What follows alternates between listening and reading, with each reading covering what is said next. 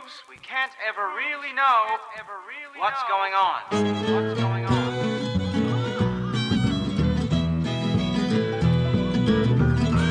Appearances can be deceptive. Tom, I was just speculating about a hypothesis. I know I don't know nothing.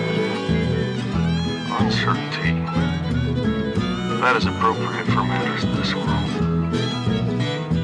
There, we're in a tight spot. Hello, welcome to Framework. I am Al Schwartz, here to talk with you about the Big Lebowski, and with me, as always, John Bernard, and as occasionally, Mr. Dan Shea, frequent guest of ours.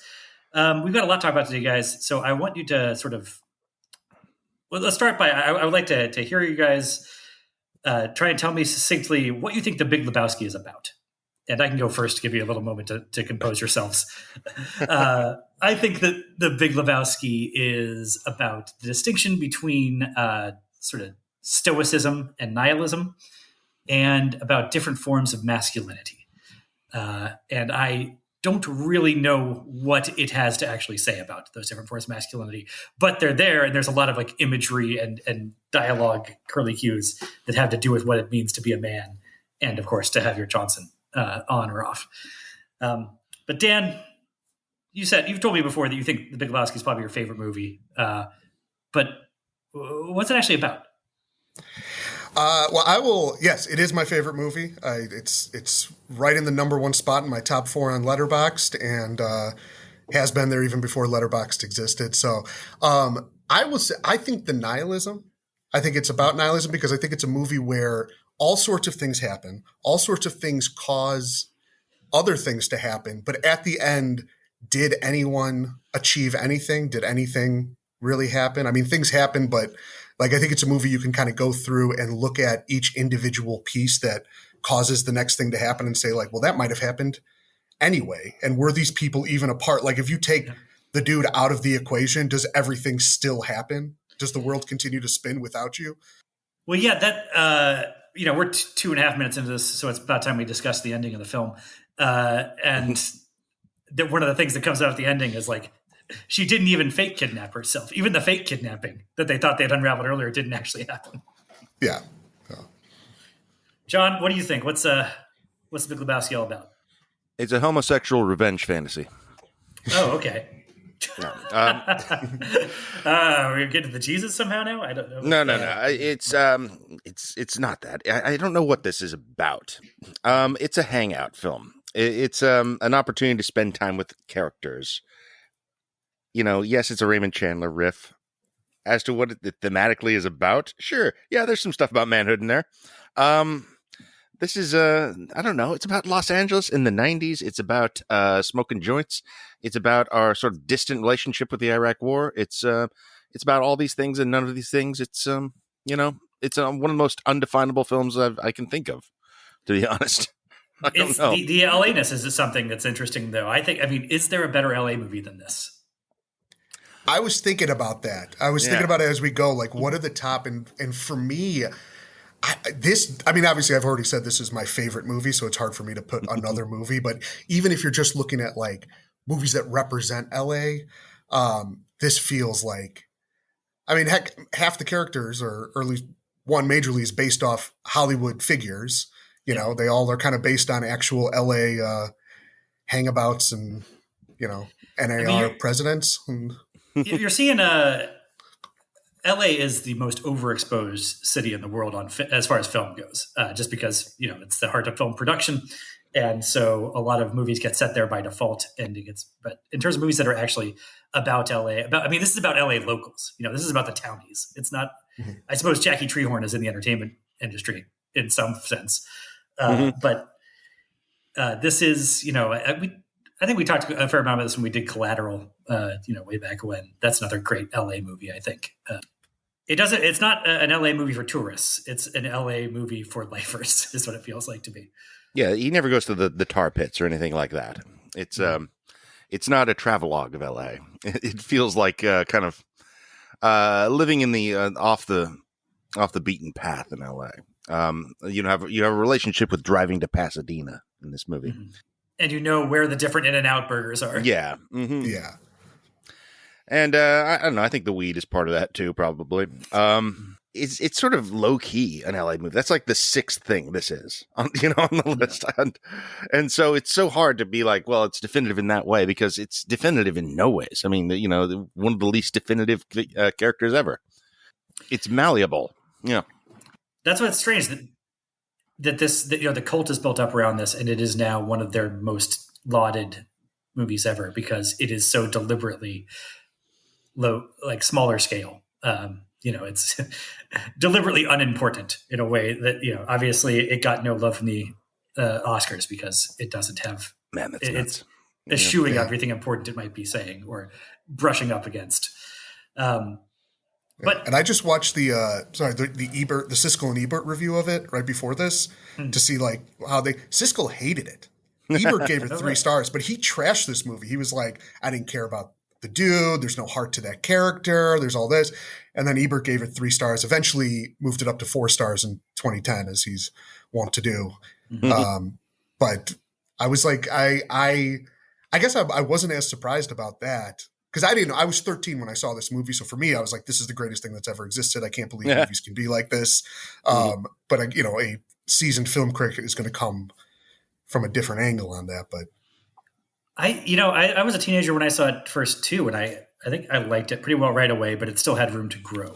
And had much of a sense of like the Raymond Chandler riff stuff that it's doing at that point.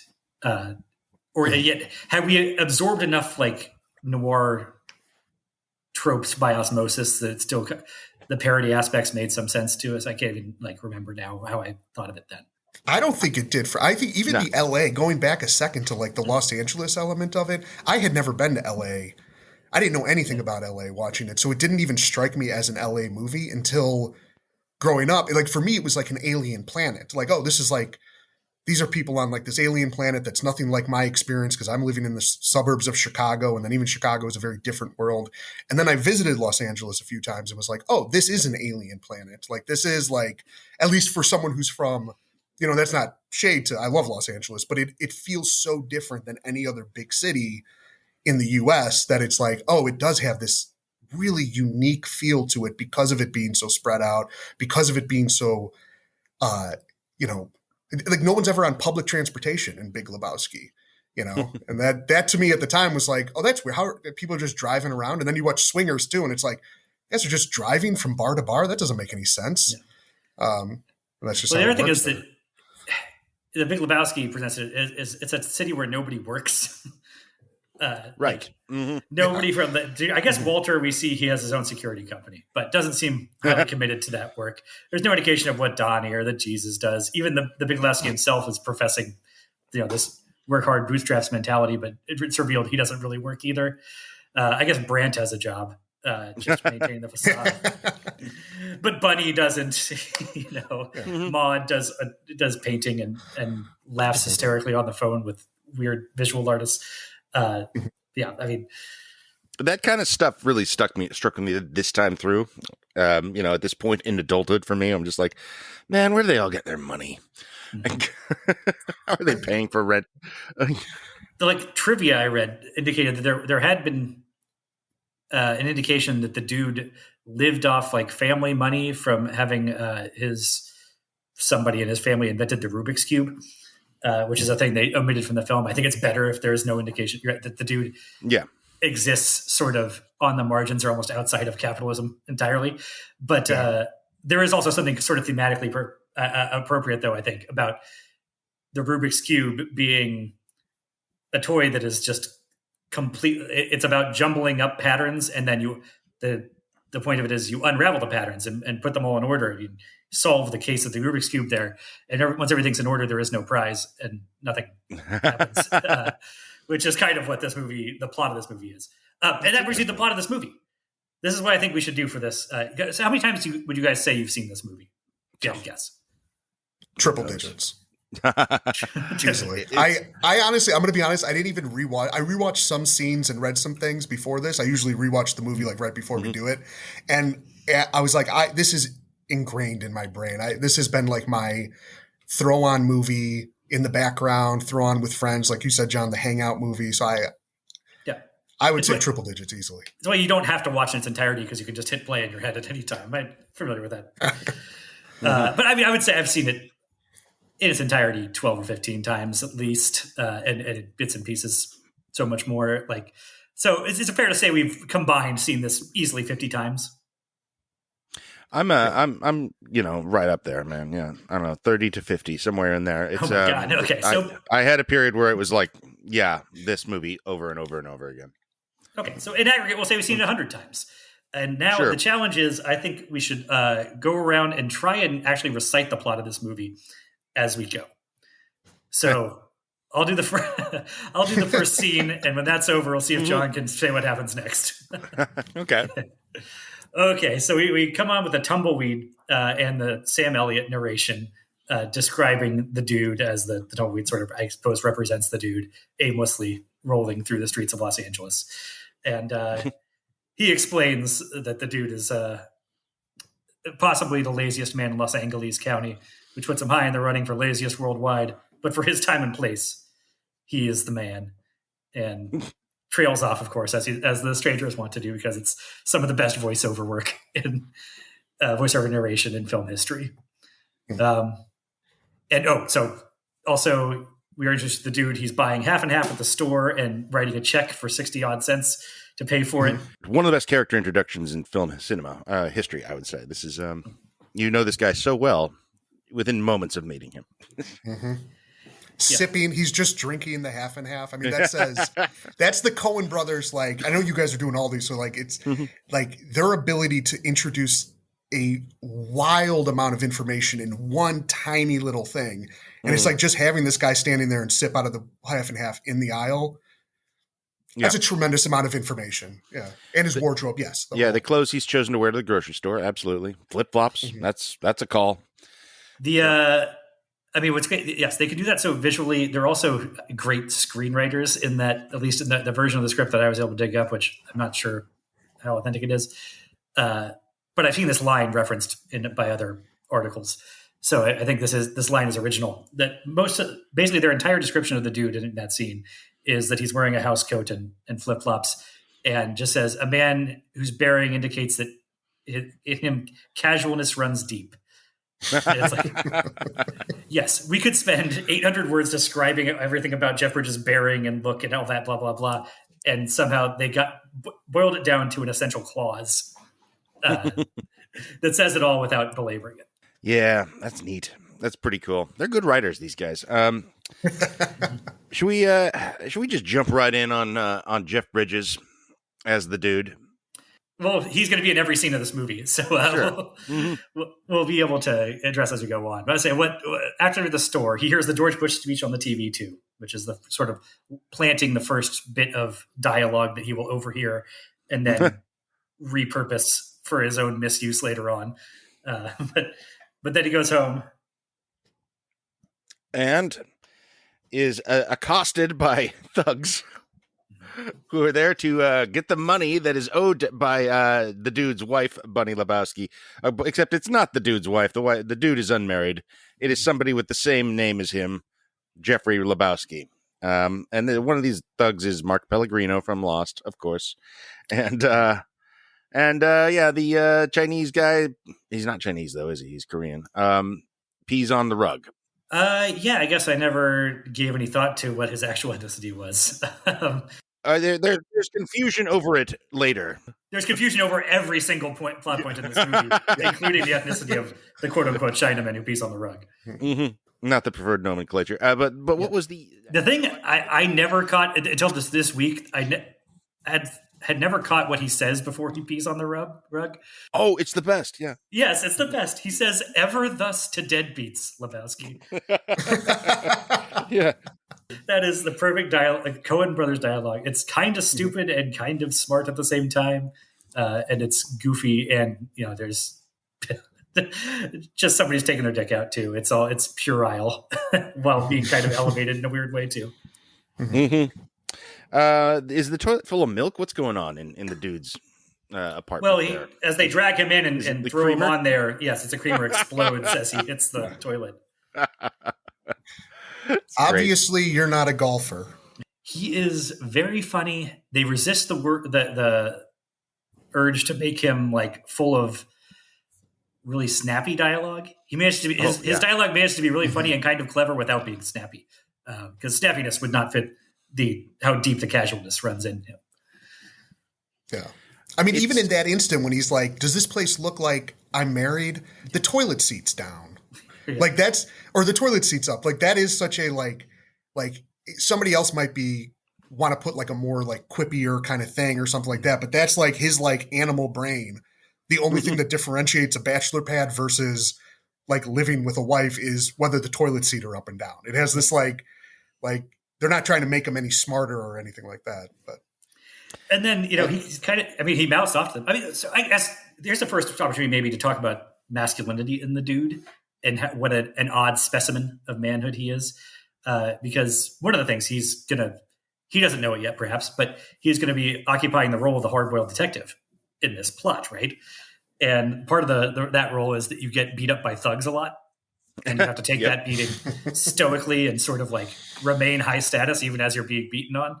And even as the dude is not physically imposing at all, he does, he takes his lumps pretty well here. He smarts off to them while he's still they're still dunking his head in the toilet, and he gets off the "Hey, at least I'm housebroken" line while they're still threatening him. And that's something interesting about the dude. I guess he's so lovable, and Bridges is so good that I feel like even the people who are of a mindset more like the Big Lebowskis, really like type A grind set bros, I feel like they seem to kind of love him anyway. They like respect his deadbeatness in a way that they wouldn't in real life. Look, I'm part of this fanhood and cult of Big Lebowski, so I can say this. I think why this movie persists and why people love it so much is it sort of nobilizes being a loser in a way.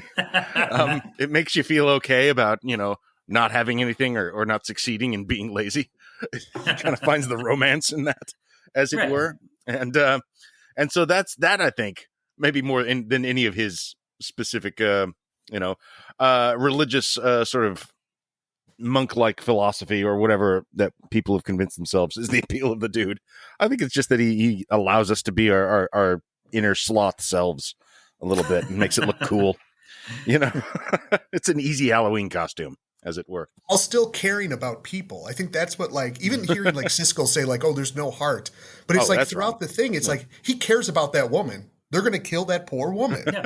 He's wrong. He's wrong about the whole thing, but he's concerned about her safety. He goes to his landlord's that one-man show. Who does that? Mm-hmm. I mean, that's a real save the cat thing. I mean, it's a useless gesture.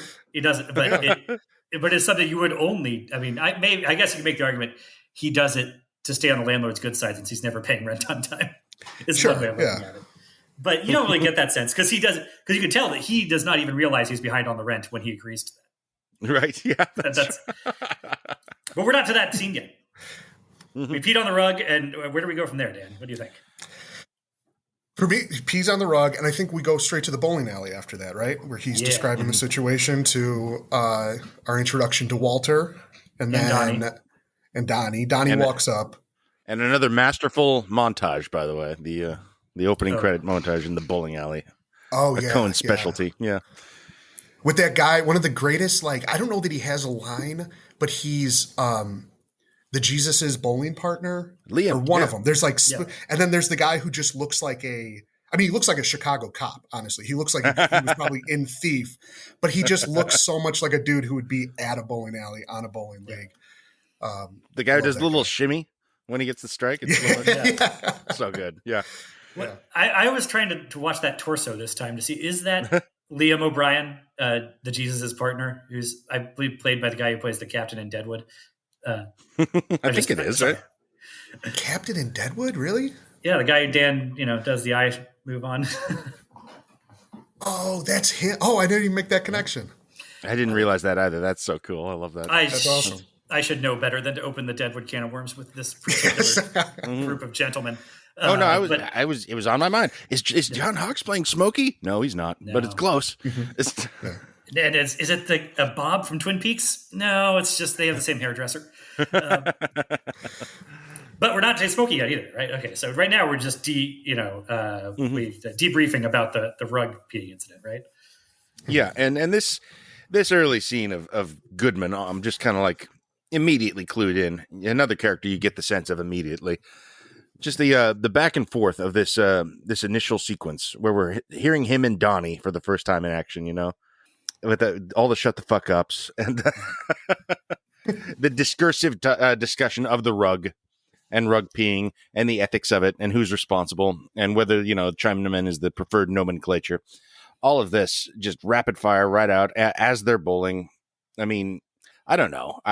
Does all this land immediately? This feels like a movie that you have to see multiple times to really fully appreciate and love. But I do feel like right off the bat, you're already laughing a lot in this. I think you understand the dynamic between Walter and the dude immediately, and that he's the one who's always keyed up, and the dude is always, relaxed to a fault. And you get that, like, they're so good at writing the dialogue in a way that I wouldn't say, Coen-Brothers don't do naturalistic dialogue. Their dialogue is not going to be mistaken for mumblecore or, Robert Altman, I suppose, being its precursor. Yeah. But they are very precise in how they write in stumbles and stops into conversations that make it feel more natural, even as it is kind of heightened. And these people have their very distinct ways of talking. That the dude speaks differently than Walter, but they both will trip over themselves, and Walter will start a sentence and then get sidetracked into another thought in the middle of that sentence. And it feels very organic, even if it's not strictly realism in that mumblecore vein. Well, I mean, they're writing for Goodman, who is a master of their dialogue, of their sort of ornate dialogue. He can say this stuff and make it sound naturalistic. It's like Jason Lee doing Kevin Smith, to use a horrible example. They have a good example. They have their actors that they know how to write for and know how to use their material, and they're all in this film. And it's also happens to be they lucked out with Jeff Bridges too. God, a guy who knew exactly what the assignment was. Yeah. And that's an example, having gone through, coincidentally, I did a watch through of all the Coen brothers movies before this, saw a bunch and realized the ones that don't work as well is not because the writing is less. It's not because they didn't get the right people. To your point there, it's why they reuse some of the actors. So it's that's Lady Killers, yeah. Lady Killers could have worked with just a different cast. It's just they didn't have Tom Hanks just did it. And I know you guys will, I'm sure, have a 3-hour podcast talking about Lady Killers. There's so much juicy to discuss there, I'm sure. What else do we have to do? Parent our children? Yeah. With the introduction, can I talk real quick about John Milius? Yeah. It's the introduction of Walter for anyone who doesn't know that, which I have been surprised as I've talked about this movie with people, which does happen quite a bit. So for some reason, I've had multiple conversations about this movie within the last couple of months and found that people did not know that Walter Sobchak is based on writer-director John Milius, who is, for anyone who doesn't know, the great John Milius. The great John Milius wrote one of the original drafts of Apocalypse Now, wrote and directed Red Dawn, wrote and directed Conan the Barbarian. So has this uncredited writing on Dirty Harry, one of the most right-wing director and writers of our time, and was a board member of the NRA, is kind of a nut. If you Google John Milius, the first picture that comes up is a picture of him looking just like Walter Sobchak, holding a shotgun and a cigar. That is the first Google image search that you find of this guy. And he was a director who was kind of friends with the Coen brothers, and they based this character on him. Oh, yeah. I mean, he looks exactly like Walter Sobchak. Yeah, the aviators are the giveaway, I think. Yeah, and the buzz cut. He's... the obsession with Vietnam, even though Milius didn't serve. But that's an interesting thing about this character is that apparently in earlier drafts, he had never actually been to Vietnam. He just talked about it all the time. I'm glad they made him an actual vet. He would be basically a not respectable character if he's stolen valor in Vietnam. Oh yeah, I totally agree. Yeah. He would be a much worse character if that were the case. He's still such a buffoon, even with that. And yeah. I think it's a way of like, they're already perhaps taking John Milius and doing a character of him and giving him so much less dignity by making him just so much less successful. Yeah, they take him behind the woodshed if this is a direct cut parody of Milius. But allowing him to be a genuine veteran who, handles the nihilists pretty easily and like is not 100% blustery. He's very blustery, and his certainty has proven false enough times that he's still kind of a fool, but he's more efficacious than the dude or Donnie. And if you threw that other thing in there too, that it would just be, I don't know, the whole movie I think would feel more misanthropic. Yeah, I agree. The love for these characters is apparent, like every single one of them, they just enjoy writing and spending time with. None more so than the dude and Walter. I think this is the signature role of Goodman's career, right? I think this is, I don't know if the greatest performance of his life or the greatest role, but this is the one I associate with him most. This is sort of tabula rasa for everything. Name a better one. I dare you. Right. I think you're right. That's what most people would picture. If you say John Goodman, you're picturing Walter or Dan from Roseanne. Yeah, I mean, sure. that was just broad, but not the, he's had iconic roles, he's beyond this, the Coen movies even, but like, this is the one, man. This is the great John Goodman role of all time. The thing he should have won an Oscar for, if not Madman Munt. But even still, like, I mean, you can say the same about Bridges. Maybe we'll get to that. But like, just as clued in to what he can bring as an actor, his size in this, the way he's taking up space in these scenes is incredible. Like, or in the frame, the pushing on him with the gun and just like all this. It's just a magnificent specimen for the camera. Just love watching him. This is a showcase. Yeah, one of the best characters in film history. I mean, the dude also, I think, occupies that space. That's what maybe what allows this movie to sort of ride so high in the public consciousness, despite all its efforts to be a shaggy underdog, is it's got at its center two of the best characters in film history and best performances, honestly. And also Donnie is there. How nice is it that this did not get watered down by these characters appearing again?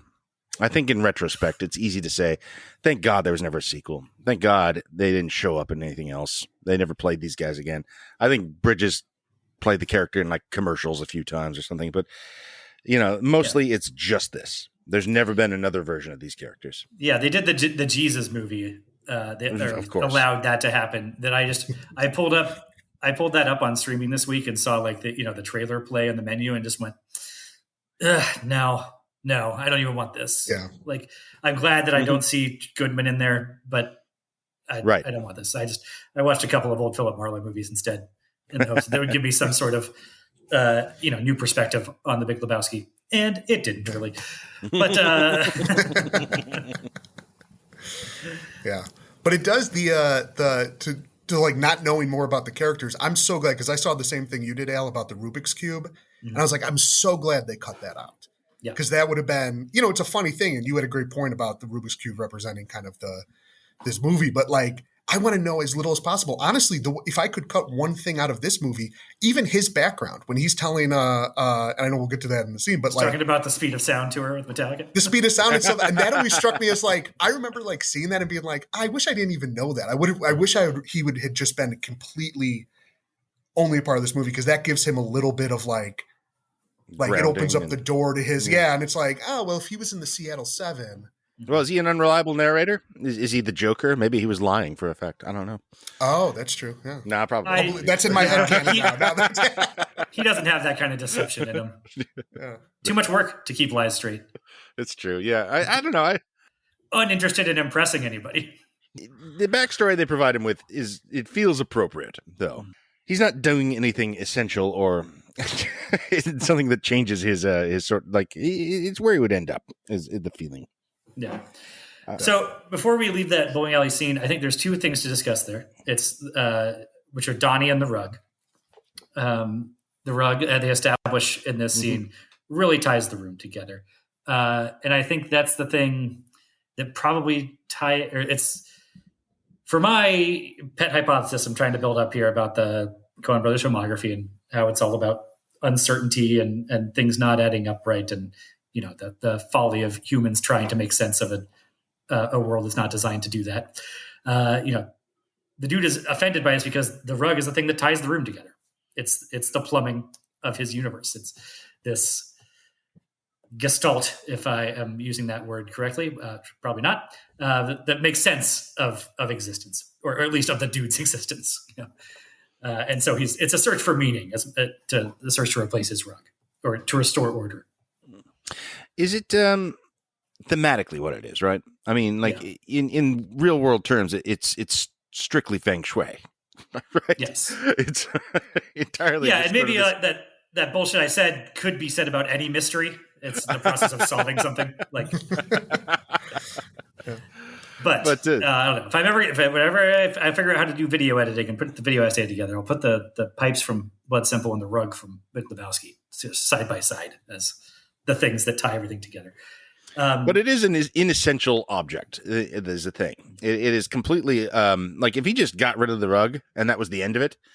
I mean, there wouldn't be a movie, of course, but that's it would be about as consequential in his life as as having the rug. Like it's kind of he probably would have done that if Walter hadn't riled him up, right? I mean, that's essentially who he is. Actually, I think that there's indications later in the movie that he would not have done that because he claims later, like, man, I could just be sitting here with pee stains on my rug, which I take to mean that he would have been upset and not done anything about it, including not thrown it out. He just would have been like, it sucks that this rug smells like pee now, but what are you going to do? But that also, ties us to Donnie, because I think Donnie is an important aspect of the masculinity of the dude. Oh, okay. You have a Donnie Mentaculus. I was like, yes. What does Donnie do? I don't know. Well, I think his passivity is great contrast to the dude's, because Donnie seems to be passive because he has no discernible mental activity. And the dude, though, he's opinionated. He's completely unambitious, but it's apparent that he's unflappable. Despite understanding all the reasons this bullshit throughout this movie should be flapping him, he is committed to unflappability. And that makes his lack of engagement read like this lifestyle choice that he maintains in the face of considerable adversity, I would say. That maybe that's something that the grindset bros can respect in some weird way. But to put it another way, it's an ethos, at least. Mm-hmm. Donnie is really just there. Yeah, Donnie. He is. He does seem, compared to Walter and the dude, who feel like they have been friends forever and are friends outside of bowling, Donnie feels like a bowling friend. He feels like, do we ever see them with Donnie outside of the bowling alley? No. Well, in and out. I mean, they take him out. Oh, yeah, in Hamburger, that's right. Oh, they do dial out. Yeah, that's true. Mm-hmm. He's definitely the number 3.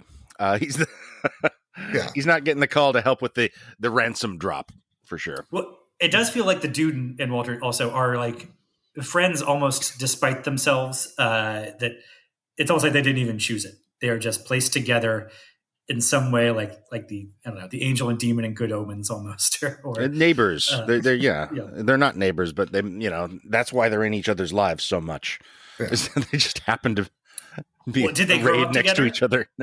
like, do they both have kind of Polish names? Perhaps did they grow up in the same neighborhood somehow, or that's maybe. I mean, he's so left wing and he's so right wing, so presumably they have somewhat different cradles that they came out of, I guess. Yeah, well, I mean, Walter's friendship with the dude and Donnie seems odd. Well, I feel like Walter kind of has limited options for friends, maybe. Yes. I think, yes. In the most practical terms, I think you're right. There's almost like an element of self-medicating, almost an accident. Like, he can't maintain a relationship with anyone who is ever going to match or feed his manic energy. Like, these are the only people he's capable of maintaining a relationship with, is people who are never going to raise the temperature any more than he is. Yeah. But the other thing that Walter and the dude have in common, I think, actually, is that both their developments are arrested by the trauma of Vietnam. Even though, like, one of them is from protesting and the other is from fighting enthusiastically, they're still both kind of stuck in that time and place. And that makes them kindred spirits, even as all their opinions are direct opposites. Yeah. It's like that, the last detail. Yeah. I mean, it feels like there's always like those like friends who like you've just been friends for so long that even if you're so different and that like if you met someone, it's like, oh, if I met this person now, we would not be friends, but we met when we were 20, so now we're friends for life. Even Oh yeah. and we're just and the dude, there's something interesting about like Walter like creates these chaotic situations. You know, he's a person who like I look at as someone who like I don't have a lot of friends who create chaotic situations. Those are things that I try to avoid. If someone who's going to get in fights when we go to bars, I don't hang out with. The dude is so willing to be a part of chaotic situations, or at least like and throughout this movie we see that like all this crazy stuff happened. He never really like runs away from it. He never's like, oh, someone just threw me in a car, I'm going to try to get out of this car. He's just like, all right, well, I'm here now and I'm just dealing with whatever's happening. And I feel like that is a good friend for Walter, because Walter is going to put you into this chaos. And so he like you said, other people might be like, okay, I don't want any part of this. But the dude's just like, well, okay, we're pointing guns at a bowling alley. I'm pissed about it, but we're still friends. And, you know. Well, he handles chaos incredibly well. It's sort of the dude's superpower, if he has one, is that he is unflappable in the face of all the shit that happens in this film. Like he can kind of roll with any punch. Another way, Donnie's a total counterpoint to that. Yeah. Yeah. Well, Donnie's the weird one, honestly. Donnie's the one I'm just like, I'm not sure how. Yeah, I mean, I get they got cycled into the same bowling team in some fashion or another. Like they needed a third. Donnie had nobody there. Yeah. All right, we're 40 minutes in, and I think we're almost ready for the third scene of this movie. Yeah, bowling. We're still on bowling. We're still on bowling. Okay, that's masculinity stuff too. I mean, I think a big part of why they're friends is simply that they share the passion for bowling. Is that is a big part of their life, and it is important to them, and so they need somebody to talk about that with. That is their common ground. I mean, really, whether they came up together and found it together, I think maybe, but they're both in the same place now, or all three of them are in the same place now. And that is the bonding thing, the water cooler of their existence, their community where they are together, you know, their space. Yeah, that is another way that I think the it's the bar from Cheers. The bar from Cheers. Yeah. Well, in another way that, you know, Dan was saying earlier how like alien LA was to us as Midwestern teenagers back in the 90s. But I think that feeling was blunted by the bowling alley being our way into this world. And it is this really, it's not a Hollywood bowling alley. It's just a rinky-dink rundown bowling alley that could have existed in anywhere, suburb of Chicago, in Wichita, Kansas, and, you know, in Des Moines, wherever you happen to be. You know, it's not until you get to the actual like pornographers that I think this plot has a reason to be in LA, particularly. I guess that's where the hippie burnouts sort of migrated is the other reason. There's definitely a sense that they're, you know, I don't know, everyone in this movie kind of just got washed up to the edge of the country a little bit. Like that's just where they landed. Seems to be that's an LA thing too. You know, it's just full of people who just sort of wind up here. You know, from wherever they're going, this is where they landed. And I don't know. It's not. Well, I guess there's the porn stuff in here, which is sort of Hollywood movies things. Yeah, I don't know. That seems to be a part of most LA movies or LA stories is the extent to which people are there for the industry, whether they actually are in the industry or not. Mm-hmm. Mm-hmm. Well, do we have any other thoughts on what does bowling mean in this movie? Why bowling? I mean, you know, it's the aesthetic alone is because the pins look like dicks. Somewhat, but it's sort of it's old tchotchke. There's a lot of sort of fetishization of the, you know, just like the neon stars and the shoes and the lanes and the little thing that blows air on your hand before you pick up the ball. All the minutia of bowling is of great interest to them. So I think that it does kind of matter what bowling spiritually means. Yeah, I think I connect it to being a Sisyphean enterprise. That it's about rolling a rock down, you knock them down and they go right back up and nothing ever happens. And that, I guess in that way, it's appropriate that we never see the dude actually participate in terms of like throwing a ball. Yeah, right. Because he's not participating in the essential Sisyphean nature of being alive. I mean, I guess we see Walter a little bit with it, but almost not. We see him throw one, yeah. All right, it's so interesting that we don't actually watch them bowl ever. We see Donnie bowl a lot. Wait, doesn't Donnie get to strike? Maybe that's the way in. Is maybe Donnie's just he's a better bowler, so that's why they keep him around. I he's get definitely the best on the team. Yeah, he's carrying them for sure. Yeah. Yeah. And from a screenwriting perspective, the bowling, and like it just gives a opportunity for the characters to continue to have to. So like even as the dude and Walter are in the midst of a giant fight over whatever, it's like there is a reason that they have to come back together. They have to. I think there even is. I'm forgetting. There's a scene where they're fighting, and it ends with Walter being like, "Well, you'll be there on Saturday, right?" He's like, "Yeah, I'll be there." Yeah. Like it's like they have to. So it gives them an opportunity because otherwise the dude might say like, "All right, well, I'm not going to talk to Walter," and then they got to explain why they come back together. That is true. Bowling. They always come back together because of bowling. Yeah. I had this theory that I sort of walked around with for a long time that was recently debunked by viewing the Billy Crystal, Gregory Hines Chicago cop movie, Running Scared. But of course, my theory for years was that in order to have a story, like the essential piece you can have is two people who, or two or more people who would rather not spend time with each other, but have to anyway. Mm-hmm. And that can be high school, it can be prison, it can be the army, any job, any romantic comedy where, they run into each other and have to pretend something. And you're right, I never thought about that, but the bowling team is the reason why the dude never just actually stops speaking to Walter, no matter how chaotic things get in this. Yeah, well, it's the most important thing in their lives, right? I mean, when you get right down to it, this is what they don't have careers to speak of. I mean, Walter, we presume, has one, but we don't really see any evidence of it. He owns a security. Isn't he? Do we see him at a shop at one point? Yeah, it's got a storefront. It says Sobchak Security. When he picks him up, it gives him an access to an Uzi. This is their entire social life. Essentially. Yeah. I mean, it doesn't feel like that necessarily because he's meeting and dealing with so many people throughout this. But, were there no adventures, he would basically just be going between the bowling alley and his apartment. He's not out looking for a job, Yeah. He doesn't need money in this universe for whatever reason. Maybe it's a Rubik's Cube. We don't really need to know. But that is, that's just where men come together, but it's also silly, which I think is the appeal. It's a hunting club. But it's sort of tacky and specifically boomer themed and has a significance in America. It is kind of a place that, well, it's soft masculinity, I guess, right? It's a very male place, but it's not strong anyway. It's kind of lazy male. Yeah. It's a very male dominant space, and it's the sport for people who find riding in a golf cart to be too physically taxing. Yeah. Yeah. Uh-huh. Passive and you can't afford green fees, obviously. Mm-hmm. I guess that's what it is. It's blue collar golfing. Yeah. Mm-hmm. All right, we solved bowling. We go.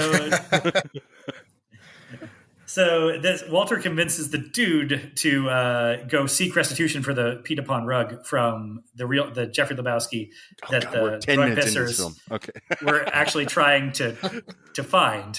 And he goes to see the Big Lebowski, and that's where we meet Philip Seymour Hoffman as Brandt.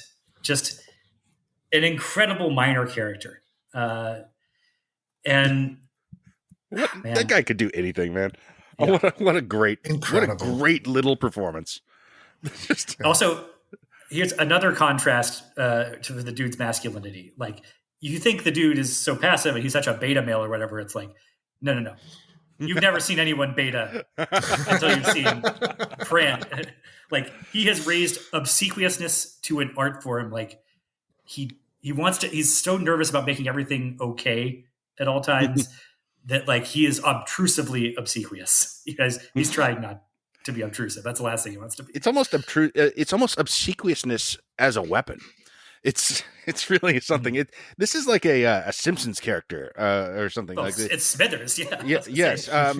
Smithers would tell Brandt to have a little respect for himself, But it's incredible how quick that Philip Seymour Hoffman is able to come in and create a comic persona that you could honestly like lift out and do an impersonation of, and everyone would kind of like, oh, you're doing the seventh lead from The Big Lebowski from 25 years ago, and people would get it. It's that kind of great of a bit of character drawing in just a short time. And yeah, he's never snaps. Like he never ever once kind of like, I guess the closest he comes is, you never went to college. But even that is contextually justified as a not insult. Right. So yeah, that's our. I mean, he's showing the dude all the plaques on the wall and where we established the Little Lebowski urban achievers, and proud we are of all of them. Then he goes in to meet the Big Lebowski, the titular Big Lebowski, who's a rich old man in a wheelchair that lays into him for being a gold brickin' bum looking for a handout. But I think that is something that we know is not true, really. And another reason why perhaps the dude is more widely respected than he should be is that for as much as he is not part of the grind set, he's never looking for anybody else to give him anything. Like he'll take the money that people keep offering him to do, menial tasks, but he's not like, I mean, he's upset that his rug got peed on because that's an insult. That's okay. But he's not really chiseling or trying to like come out way ahead in this somehow. No, it's not Frank from Thief. It's, it is entirely, well, I don't know. Again, I think he just got riled up. He'd probably be fine. By Walter, with the piss carpet would be fine. But his solution to this is great, which is just takes Lebowski's abuse, the bum's lost, all that shit. And then he just walks out and is like, oh yeah, he just said take any carpet. Yeah. So man said take any rug in the house. Yeah, so now he's Brandt and one of a manservant is carrying this rug that he has chosen out to the dude's car, and they pass Bunny Lebowski, young Tara Reid as the Big Lebowski's trophy wife, sitting by the pool. In the pool, we got Peter Stormare as Uli the nihilist. Okay, so here's the other sort of philosophical counterpoint, I think. The nihilists are really important in this movie. I think, he's, as we're introduced to him, he's just sleeping in a floating chair in somebody else's pool with a bottle of whiskey floating beside him. And she says, well, he doesn't care about anything. He's a nihilist. And the dude says, oh yeah, that must be exhausting. Even the dude who's high in the running for laziest man in the worldwide is struck by the lack of vigor of the nihilists. Like, and that's what I think is so important about the way the nihilists are presented here. They're even bigger fools than the dude. And I think that's because the Coens, who are often accused of being nihilists, but to them, nihilism is intellectual laziness. And there's a way where this whole shaggy mess of a movie really mainly serves to differentiate between the dude's principled passivity and actual nihilism. And they're also kind of like sprockets. Yes. They're also kind of Kraftwerk and kind of sprockets. Yeah. It's not fair. His girlfriend lost a toe. They are SNL level kind of German accents here. And and it's Flea and Peter Stormare and some other weird guy. And some guy who I have to convince my brain every time is not actually Stephen Merchant. Like, it does, yes. Yeah. They are also, I would say, in terms of the Coen brothers, bingo that we play, structurally, they are the nemesis figure in this movie. Yes, they are. Yes, that's right. But they're Peter also Stormare. Complete paper tigers. And that, I don't know. Yeah, again, that's another way that I think it refutes the charge that the Coens are nihilists themselves. That they present them as completely harmless in this when they love a good nemesis figure, but they're usually quite harmful. Yeah, like these guys are the muscle of the film. They're the threat. They'll cut off your Johnson, But yeah, when push comes to shove, they're just ridiculous characters. They're not threatening. John Goodman can take on all three of them at once, no problem. And fair enough. John Goodman could probably kick the three of our asses if he decided. But all the same, I wouldn't dare throw a punch at John Goodman. He's out of running respect. In the other direction. Yes. But these guys are great. I don't know. Can they handle the weight of a refutation of nihilism? I guess so, because they're just ridiculous cartoon guys. Even more so than the dude and Walter. I mean, they make the dude and Walter look like, principled badasses. All right, so John, I think you're up next. Where do we go after we get the rug out of the Lebowski's manor? Oh, back to the bowling alley, right? And no. Well, I mean, they generally just go to the bowling alley in this, but what is the connection between that and well, okay, Does he no, immediately get the rug stolen? that's the Smokey scene after that, over the line. That's we're talking about the next round robin. Oh yeah, okay, yes, yeah. Smokey. Yes, this is where he pulls the piece on the lanes. Yes, and then goes probably home. the most iconic scene of this film, I would say. Right? Oh shit, I don't know. It's hard to do, but I think that's it's something to because I am trying so hard not to spend this entire podcast just quoting every line of this movie. It's hard because I think it's just one of the most quotable movies of all time. There's so many things that are and it's just like you could just spend the whole time. Every quote is just going through my head, and it's like that's probably not a good use of anyone's listening time is to just hear me do the movie. But it's like so many incredible lines. And I think that's like the over the line Smokey, things that have permeated pop culture too, like things you just hear people quote to each other. It's definitely, I think, would you guys agree, top 5 most quotable movie of all time? Is that a crazy thing to say? I think top 1 is completely defensible. Top 1? Okay. It's just without question. There's stuff coming out of everyone's mouth in every scene here that I will remember forever. And yeah, this scene is no exception. Is this the V.I. Lenin thing? I'm the Walrus. Yeah. God. No. Vladimir. No. We're not there yet. That's later. He doesn't know about the kidnapping. That's when plot Jesus yet, shows up. Yes. Yeah. Right. Okay. But this is over the line. This is you're entering a world of pain. All of that, and then he goes home and he's getting the messages on the phone from Smokey about calling the league. Multiple calls from Brandt. Something's going on. And then Marty, his landlord, knocks on the door and to ask him to come see his dance cycle and give him notes. And then, God, what an amazing, weird little physical performance this guy does in like one scene. 10 feet away from the door, he's like so small and shy and hunched over like a turtle, kind of. And the way he kind of lopes away, like I don't know, some sort of ape, but a nervous ape. Then you get to see him dance later. It's great. Yeah. Oh yeah, that is. Special achievement Oscar for just how awkwardly his dance moves are. All right, but we've talked about some of this stuff. At least now we're starting to move faster because we've addressed a lot of the stuff now. Mm-hmm. Where does that, Dan? I think you're up next. Where do we go after we meet the landlord? I probably watched this movie 10 to 15 times before I could describe the plot of this movie to someone, which I think is like what makes this movie so great is you don't totally have to understand what's going on because and this goes for Coen brothers, I think in general, is that every individual scene is so strong and so good that you could just show someone a random scene from this movie and say, I don't need you to know any context. Just roll with it. Anyways, that's my long excuse for not knowing exactly what happens next. But no, I think that's true of at least all their best work is the scene work is so strong that yes, you could not know the plot and still be like drawn into any given scene. And when you have a movie that is this complicated, I mean, we've all seen a million movies where it's like all of a sudden halfway through you're like, what is happening? Who are any of these people? And you completely lose it. But in this movie, you can be totally lost and be like, how do all these people interact? Who stole that and who stole this? And it does not matter because the movie is just barreling forward and is so funny and so engaging.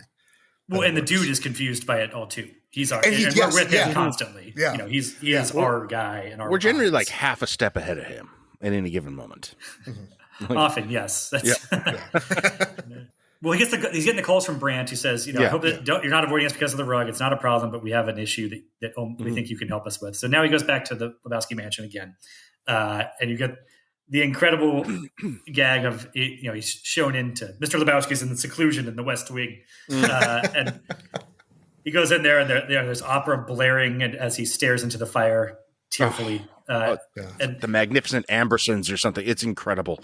And then he leaves at the end. You hear it like faintly through the door and kind of only realize afterwards that the opera music was diegetic, that Lebowski really was blasting it through a phonograph in there.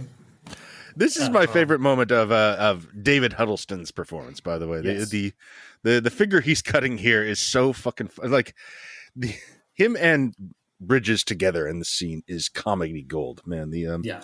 you know, like that and a pair of testicles is like, you're joking. Perhaps you know best. Just the importance he laid. He's amazing. Yeah, the delivery. Episodes. Yeah, it's not the most quotable line or anything, but Bridges' delivery on I don't know, sir. It's just a thing of beauty. It's so good. Are you surprised at my tears? It's fucking hey, man. Yeah, through the roach.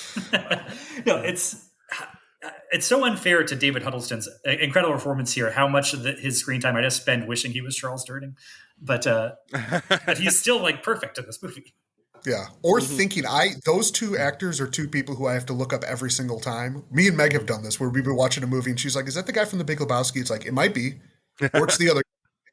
Yeah, we're both iconic, but it's this guy Huddleston. He's a lot of character work. He'll show up on things like The West Wing. He's always in the mix. A lot of TV roles. Blazing Saddles. He was he's in one Blazing of the Saddles. Johnsons. He's of course he's the he guy. is. Of one course of the townsmen. Yeah. Yeah. He's on a great episode of Star Trek Next Generation where he plays a train conductor. A train? Of course, yeah, I know. Like a holodeck, kind of like, the Iron Horses used to cross the world, Captain Picard. Yeah, okay. The only other thing, this is where I want to mention one more thing about Hoffman's performance, and I want to talk to you about Philip Seymour Hoffman's hands, because just next time you guys are watching this movie, watch his hands after he gives the dude the ransom note in this scene. It's the funniest fucking thing I haven't noticed in the world. Just how he just holds them like splayed out at his side, like stiffly, like he's so overcome with emotion that he doesn't know what to do with his hands. And he can't even close them. Like the next time, I mean, when they were doing In Memoriam for him at the Oscars, they should have like zoomed in on his scene and like circled his hands like a football replay pen. Like, look, when we're giving away Best Supporting Actor trophies later, like. This is what we're talking about right here. The way he holds his hands. This completely minor character that is, ninth build, whatever, and yet he is fully inhabiting this guy. Right. We're lucky that we got a solid like 10 to 12 years of Philip Seymour Hoffman before he became like, Doubt. A name. Oscar winner where he would just pop up. So then we have these movies like this, or we have what's the romantic comedy he's in? Oh, Along Came Polly? Yes, Along Came Polly. Yeah, Along Came Polly, where he's incredible. And it's like, how do we have this actor in this movie? Oh, he's the best. One of the greatest entrances of all time. Yeah, or Twister, or he's Twister. Really fun in Scent of a Woman. Is playing a prep school dickhead. He's really fun in that. Twister is maybe the best example in movie history of just punching above a character's weight in terms of a character that actually should be nothing. And a incredible character actor elevates him into something. Yeah, that's like a Dan Fogler role, and it's got Philip Seymour Hoffman in it. It's pretty great. Sorry, Dan Fogler. Hey, it's John here. You may have noticed that this is part 1 of The Big Lebowski. There will be a part 2. You might have noticed also that we are an hour in, haven't really left the first act of the film. We just had a lot to say on The Big Lebowski, so there will be a part 2. In this feed. Thank you for listening to the first half, and we'll pick it up next time with the finale of The Big Lebowski. Thanks for listening. Tom, I was just speculating about a hypothesis. I know I don't know nothing. Uncertainty. That is appropriate for matters of this world. There, we're in a tight spot.